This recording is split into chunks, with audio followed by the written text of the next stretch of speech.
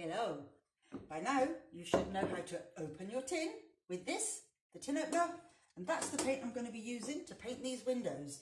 Good old Zinza 123 Plus. It will etch itself on there and stick incredibly well, and it'll provide a fantastic base coat for my new water-based eggshell system that's going on here, because we're going from an old oil-based system to a water-based system. I've filled with the resin here and the 2-pack filler. If you've been watching all the videos, I've 2-pack filled along here, slightly beveled it, so any moisture that runs down the window, condensation, will just run off rather than sit there and rot the wood again.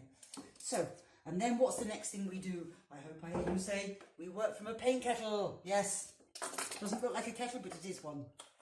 And then my next top tips are the brushes. Majorly important, a bit like a decent chef using decent knives.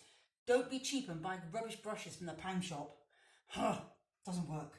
Now this one is fabulous. It's also known as a dog's cock. Really horrible name, isn't it? Horrible name.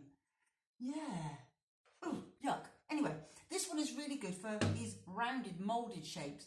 Because look, when I drag that brush along, look how it hugs and stays on the moulding and fills all of it.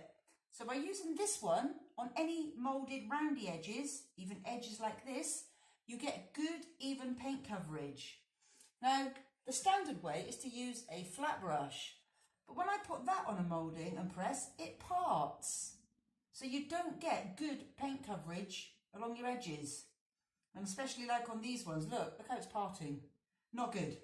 So my top tip is actually have 2 brushes on the go. And if you work fast enough, the paint doesn't dry on your bristles because you're constantly swapping them over.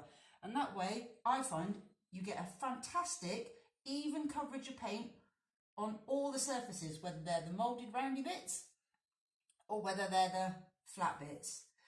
Because that is one of the disadvantages of water-based paint. It is much thinner than the old-fashioned oil-based paint, where you could just use one brush and get it on. It was so thick, it would kind of just cover everywhere, and it was much more self-leveling. But no, the water-based system is a bit different, so you do have to use different techniques, and that's why a lot of old-school decorators have moaned about the water-based paint, saying, it's rubbish. It's not. You just need to learn new ways of applying it. So 2 brushes. But I have actually been doing this for 30-odd years, and I can actually paint with 1 brush in each hand. That might take you a bit longer to master, but you just keep changing them over. The other option is, do all your roundy bits first, all the mouldings, all the way around the window, then clean that brush and come back and do the flat bits. Fill in the flat bits, all of these bits.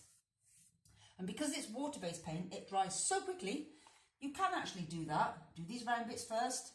By the time you come back, it might take you about an hour, they'll all be dry. But if that had been oil-based paint, you can't do that. You've got to leave it 24 hours. Major disadvantage of oil-based paint. Not only is it smelly and it's bad for your lungs and the environment, that's another reason why I don't particularly like it anymore, unless it's an outside job. And then I'd still say the water-based, I would still say the oil-based, I should say, is still better than water-based. But inside, water-based is fantastic. Just use 2 brushes. Remember the name of this one? Horrible, horrible name. Horrible name. I just call it a round brush and a flat brush.